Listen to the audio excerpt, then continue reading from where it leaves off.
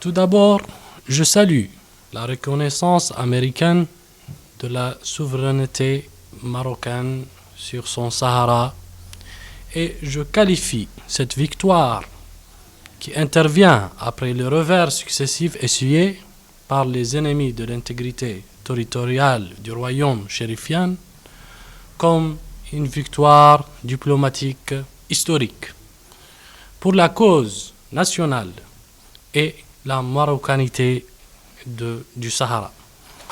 Cette reconnaissance de la vérité et son timing stratégique constituent un tournant important dans la mesure où les États-Unis est un membre permanent du Conseil de sécurité des Nations Unies qui possède un droit de veto.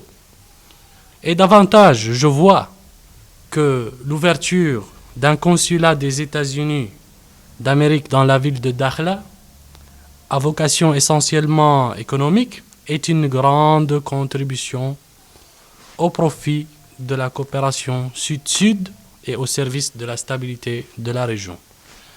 Enfin, je tiens à souligner que Sa Majesté le roi Mohammed VI, Amir al-Mouminin, est le garant de l'intégrité territoriale du royaume chérifien et j'affirme également que l'institution d'Imarat al-Mouminin possède sa propre vision stratégique dans la préservation de la spécificité du Maroc pour garder des liens de communication permanente avec ces communautés d'autres religions monothéistes.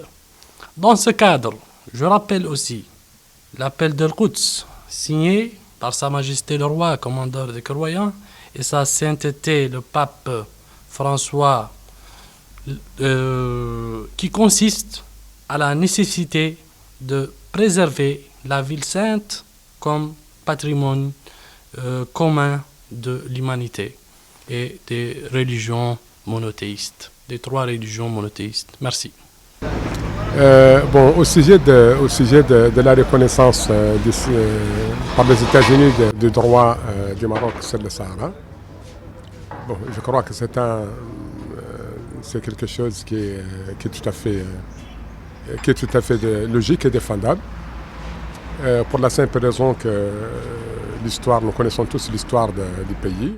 Aujourd'hui, les Américains ont reconnu exactement la réalité de la marocanité du Sahara, donc c'est un fait qui est là. Maintenant, juger le Maroc sur cette position prise, le Maroc est souverain